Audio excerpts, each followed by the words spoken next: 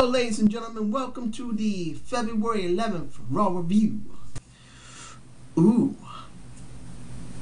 I believe that the way this show was this time around was actually much better than the last show. I said in my last review that the storytelling was not there at all. Not very good storytelling, but they did do effective things leading into Elimination Chamber. Again, the WWE made me very happy because they did more effective work. And it looks like they're doing a little bit better storytelling. Now what we got. I'm going to say early. The bit about ADR and the Big Show. I've said it already multiple times that in the beginning it was great to see ADR being pushed. It's great to see him turn into a face and people are really getting over with it. They like him as a face. They like saying yes in Spanish. They enjoy it no matter where he goes. He's really getting over. Does that mean, am I enjoying the Big Show and ADR feud? No. Last week, what did we get? We got ADR pouring paint over the Big Show, taking two of his wheels off his bus, if that was his bus, and him being beyond embarrassed.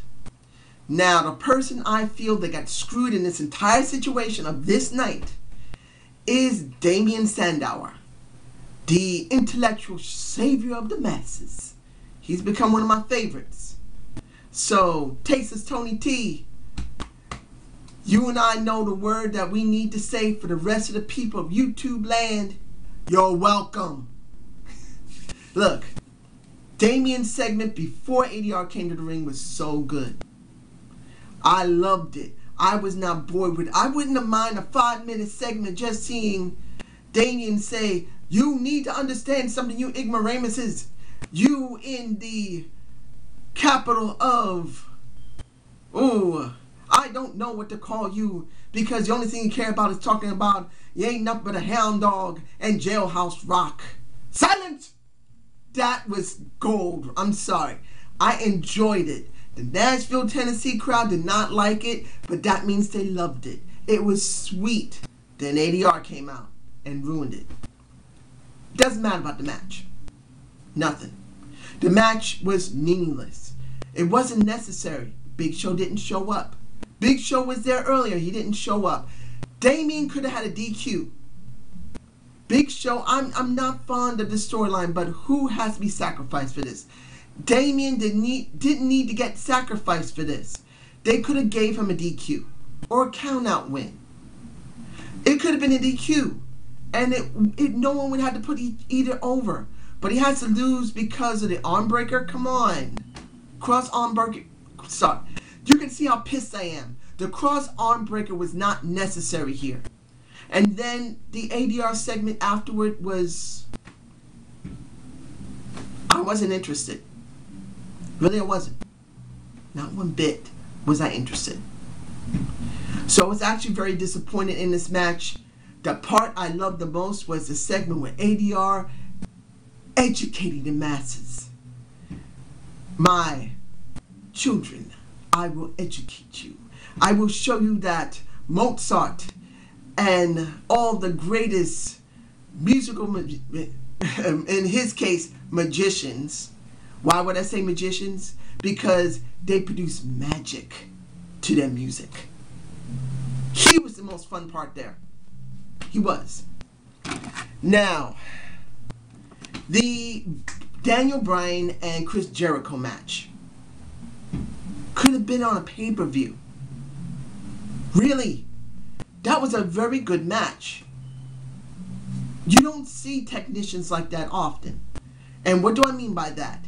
We've seen Daniel Bryan and we've seen CM Punk. We've seen Daniel Bryan with everybody else, but we haven't seen that with Chris Jericho since NXT Season 1. This was pay-per-view quality.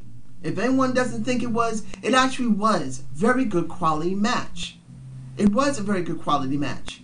And when Chris Jericho won by the code breaker, I was fine with it. I was glad it happened. I'm glad. He took the place of Rey Mysterio, which was understandable. There was nothing wrong with this segment. Now, the backstage before that, when it came to Booker T and Teddy Long with Chris, this is what I said earlier in my last Raw review. I see a conflict between Teddy Long and Booker T. It's only a matter of time. Now, if I'm wrong, alright, I'm sorry. I haven't been right yet. Maybe a little bit. But when it comes to Teddy Long and Booker T, it's obvious. There's conflict there. Now, the question is, how much is Teddy Long going to screw Booker T? We don't usually see Teddy Long be a heel. He's usually a face. He is. He usually plays a face. It is rare to see him as a heel. Very rare. The last time he was heel, maybe about 6 years ago, when he used to take care of Mark Henry, when he went to heel before. So this is going to be a very interesting thing to see if he can still pull off a good heel. And that leads me into the Great Khali Mark Henry match. I was ecstatically happy with this match. You want to know why? It wasn't the fact that we got to see Khali dancing with Natalya. It wasn't the fact we got to see Khali dancing with Hornswoggle, Horny. It wasn't the fact we got to see them both dance. And it wasn't even the fact that Mark Henry squashed his ass in record time. It was when it was over. And he decided, you know what, I'm going to fuck someone up. I'm going to make sure I take one more person to the Hall of Pain, baby. And what did he do? He went back into that ring and he world's greatest slammed Hornswoggle. Thank you. I cannot stand Hornswoggle. Why do they keep putting this man on TV? He went past his due-by date for quite a long time. Yeah, I can understand it's for the kids, but come on, there's a point of how far you can stretch it. Hornswoggle doesn't really do anything anymore. He was more funnier when he was the Leprechaun than anything else, when he first came in with Finley. Now, I am completely bored with Hornswoggle, so I am glad they're squashing his ass. Thank you. Thank you, Sexual Chocolate. Mark Henry, the greatest man in all of professional wrestling. I would say the greatest man that ever lived, but Austin Aries has that title and he's earned it. The most strongest man that ever lived, I will say to Mark Henry. I may actually remember to say that in my title. The strongest man that ever lived might actually be my title. Never know. Now, here's something with the Big Show that I was really upset about. And this brought it down for me to the show. I was happy to see Yoshi, baby, Yoshi Tatsu, and the Off the Rope show and their hard work getting him to stay on. Guys, I thank you. Me personally, I liked Yoshi. I did. I was always angry I didn't usually see him on Raw and almost nothing on SmackDown, but I was glad he still stayed. He has potential. He's fun. I enjoyed Yoshi. And then Alex Riley, a Rise, showed up, all decked out in his regular clothes. At first, I didn't recognize him. I'm not gonna lie, but I thought, damn, what star is that? And then I realized, oh shit, that's Alex Riley. He has star power, ladies and gentlemen. I didn't recognize him without his trunks on because he has star power, not because he's an unknown. This is the problem people don't get. When it comes to Alex Riley, he gives off a perception of a star, a mega star. Dressed in regular clothes, he looks like he can belong somewhere on the strip, or he can belong over in Hollywood, walking along the Hall of Fame, and someone's going to say, hey, you on the Hall of Fame? That's how much he gives off. But what did we get? The Big Show punching the shit out of him and Yoshi Tatsu. What the fuck? I was upset about that. I was glad to see them on the show. I was glad to see them being presented on the show. But them getting to knock the hell out, what did it accomplish? Two guys that are still well over with the crowd. And they don't have the common courtesy the WWE to actually present them. Every time Alex Riley is seen, the shares as well as the show goes up a point. I'm not saying this because I'm a fanboy, and I am. I like Alex Riley. But I'm saying this because they got the data to back it up. How can they not see it? How can Vince not realize that every time they put this man on open live television, that anytime he's seen, people cheer for him? I don't understand. But I'm getting past the point. But it was good to see them both. They both presented themselves well until they got the shit knocked out of them. Okay. Wade Barrett and Kofi Kingston. The match was nothing. After the match was nothing. The only thing that made this match something was when Bo Dallas came to kick the shit out of Wade Barrett. It's a week too late for me personally, but I'm glad it was done. They should have did this when he was up against Randy Orton. And then they should have had Bo Dallas come out again to mess with him during the time with Kofi Kingston. It's not the point that Kofi wins or not. It's not. The point of this entire thing is that if you want to promote a feud between Bo Dallas and Wade Barrett, you must have them both in the same place at the same time and have a conflict. I didn't see that except for when Bo kicks his ass a week after. 2 weeks later. A week after he had a match where he lost to Randy Orton, and now a second week after he gets his ass kicked. It should have been that same week. The week after, when he's going up against Randy Orton, he should have been allowed to come out to the ring or attack him then, and then still come out to the ring. But that didn't happen either way. So the match was meaningless, but still seeing Bo Dallas have his moment, he deserves it because he's getting over with the crowd. Now the Shield segment. This is a kind of a mixed bag for me. No, it's not a mixed bag of wrestling, but this is a mixed bag. Look, we have had very little segments with the Shield. Only the videos. The videos were done pretty well. How they managed to make the camera angles as well as how they made the camera fade in and out with static. They had their all three of them had their few seconds and a few moments to talk. But no one really had a chance to really hear if they really can go in on the mic. How did they go on the mic? It's hard to say good. They didn't sound great, but I can't say that they're crap because they don't get mic time. They don't. You can't say a group is crap by only one true segment in the ring. Only one. If there's more than one, tell me, ladies and gentlemen. Leave me a comment below. They've had other times. It's just that for me, if it was on Superstars, if it was on SmackDown, which I haven't seen them do anything on SmackDown, just attack people. They need more time.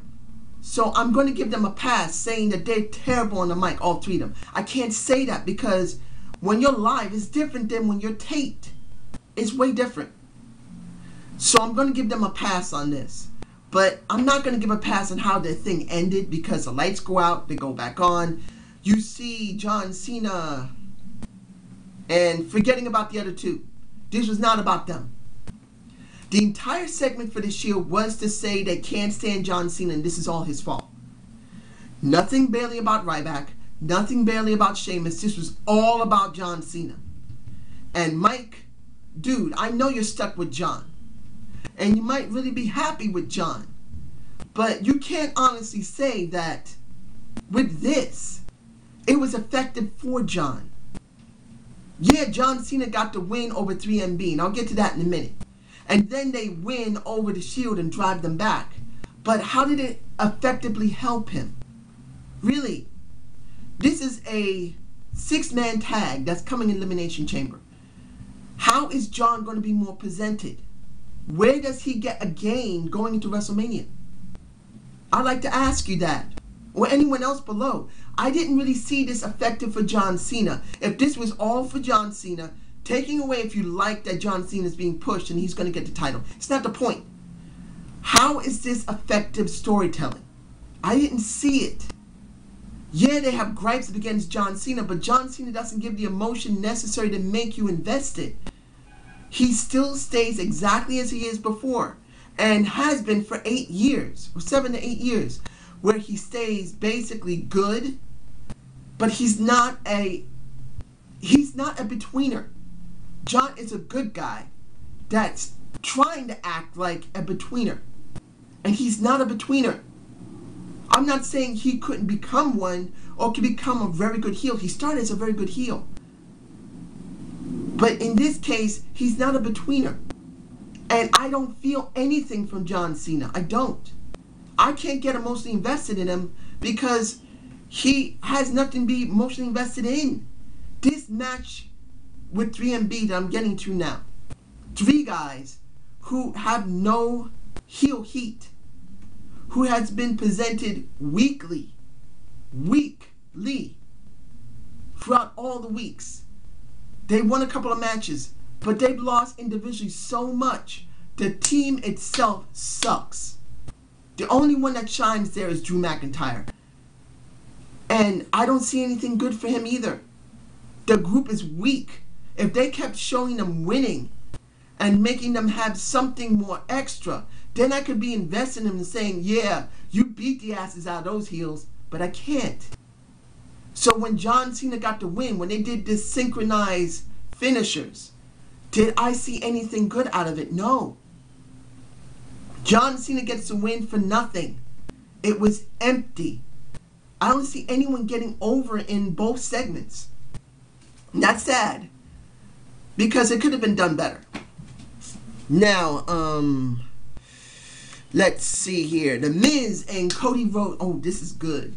The wall-to-wall attack. I think I might actually do that also in my title. The wall-to-wall attack. When you got Cody, who's still over with his mustache. I don't got one. I hate wearing a mustache. Sleg Daddy, I hope you grow yours in enough that you don't have to be pestered by everybody. But anyway, look. The match itself was not the key here. It was about Antonio. Showing also Miz being more aggressive. By nearing the end of the match, the thing that caught everyone's eye, and you could see the people who was up against the padded barricade, when you see him going whack, whack, he was like a, I don't know, it was like a stick trying to hit a piano. Dude, that was good storytelling right there. It was good to see Antonio showing that much amount of strength. It's good to see that Miz could sell it that well. And it's good to see that the crowd, and this is important, the crowd throughout the night was quite good. They booed what they didn't like, they cheered what they wanted. But in this case, the crowd was shocked, at least in some part. They haven't really seen something like that done in some time, if ever. And it was good. And I'm more invested in looking at Elimination Chamber for that particular match than almost any match. I want to see what's going to happen when Antonio and The Miz go up against each other, because that was some decent storytelling. Seeing that Antonio, who is the one who carries the belt of America, and says nobody can beat me, and here's The Miz, a guy that has always been known to be a reality star and a wannabe, but then he turns his life into something that not many people expected him, and he's going to beat the guy that has not been beaten by anybody. Not even Ryback could kick his ass for the title. Not saying he hasn't kicked his ass, but he hasn't kicked his ass for the title. So this will be an interesting feud that I'm actually interested in. Now, the Trucker and Zack Ryder with, what is the guy's name? Zebediah Zebediah Coder? I don't know. I've never seen the guy before. Sorry, everybody. But Zebediah with the Trucker, I can say that it doesn't really matter how the match ended. The Trucker won. But the thing is that having a mouthpiece for him and some gimmick is something different. Maybe they'll actually change his ring attire next. Let's hope his ring attire changes, where it's not the way it is. I wouldn't mind seeing him in pants and a shirt. Because look what you had. You got a guy walking down in Zebediah who looks like a damn trucker or a logger with that damn mustache. You see the beard and mustache? I said that, the trucker, I don't even want to say his name, but I gotta say Jack Swagger's name. Look, Jack Swagger, now looking different, grizzled beard, now has a mouthpiece who's grizzled beard, who makes you think that this is a real American. A down-home redneck trucker. That's what you're looking at. That's a down-home redneck trucker with his partner of 20 years. But that's what you get. Now, is this going to work out? I don't know. But at least it's something different for the trucker, Jack Swagger. Now, the next thing on our list is the Dancing Giants versus Primo and Epico.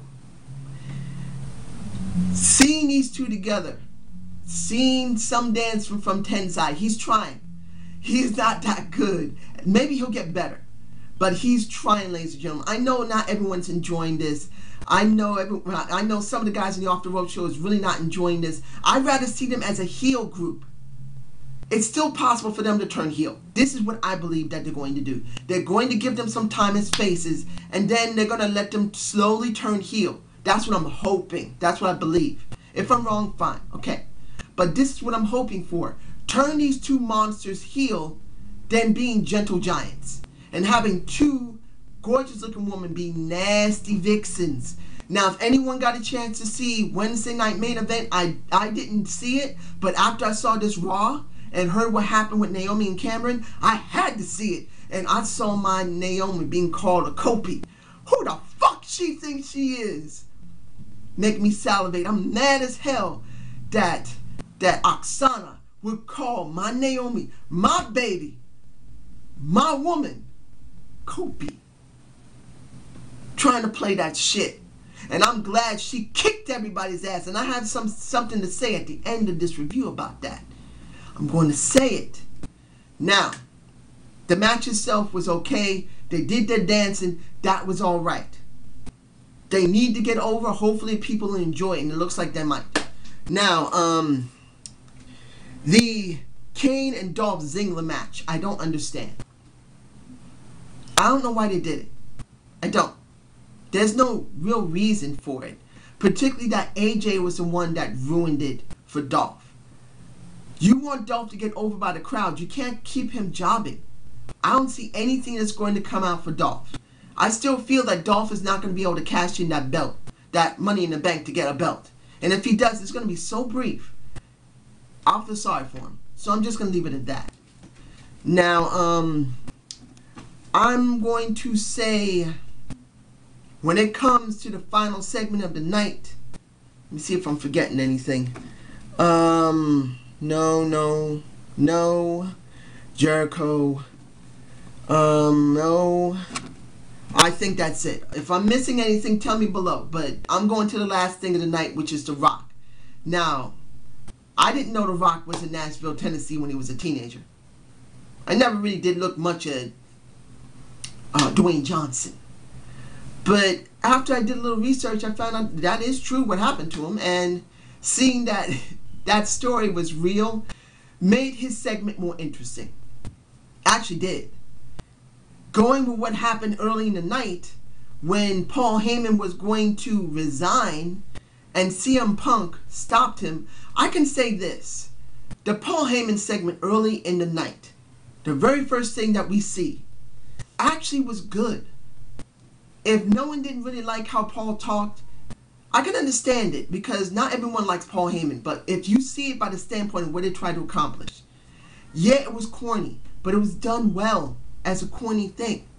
Seeing CM Punk showing compassion to a man he believed in was actually good work. I believe they did a good segment in the ring. Do I believe it was great? No. In the perspective that it needed something extra. That's what I thought at that time. At the end, it did get some of its extra, but there was a cost to it. Now, after The Rock did his segment of the crackhead story, the problem I see is this. When CM Punk came down to the ring and kicked the shit out of The Rock, He grabbed the belt and leaves. It should have been left at that. And I agree with the Sleg Daddy. There should never have been another segment, another talking bit. There was no need for it. If CM Punk had just left with the belt, I would have felt that was such an effective, good bit at the end of the show. I would give this such a high rating. I would. But I can't, because he spoke at the end and it ruined it. For me personally. Anyone else, tell me below. But how do I really feel about this show? B. I'm just giving it a straight B. There was some things in here I did not like. Really. But there was a lot of stuff that was well done. Look, you can say a lot about how the WWE has been doing their work for 12 months. But at least in this respect, they did well. Leading into Elimination Chamber is now going to depend on what's going to happen on SmackDown. Because if they ruin SmackDown with something stupid, my feelings about the Elimination Chamber will not be very high.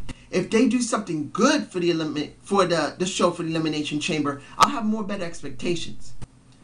Now, this is a B show. Now, the last thing I want to speak about is Naomi. Look, Naomi, right now, I believe is one of the best divas right now that could be presented and should go after the title. For the simple fact that this Wednesday that just passed, when you look at Naomi, you see main eventer. People just don't like her because she has a big fat ass and some nice ass tits. They don't just like her because she got that coconut white skin. Coconut skin. So good and chocolate. And beautiful hair. And she is beautiful. There are many people out there not 100% interested in just seeing that. They want to see an actual diva who can wrestle. She has a lot of strength as a wrestler. She does some good work in the ring. And it's not because you can see that ass wiggling around in the wind in that ring that people on Wednesday night main event was cheering for her. They cheered for her because they believe she is good. So if the Off the Rope show, dudes, please push her. Naomi needs to stop being a funkadactyl and get pushed as a diva. At least if they restructure the Divas division. If not, I'd rather keep her as she is. At least then I get to see her. If they're not going to make the Divas division right, then leave her as she is. But they're going to reconstruct the Divas division. And my debate of the week, that I'm doing a series on that I will be covering. I'm hoping they'll do some of the things I'm considering myself in my debate of the week.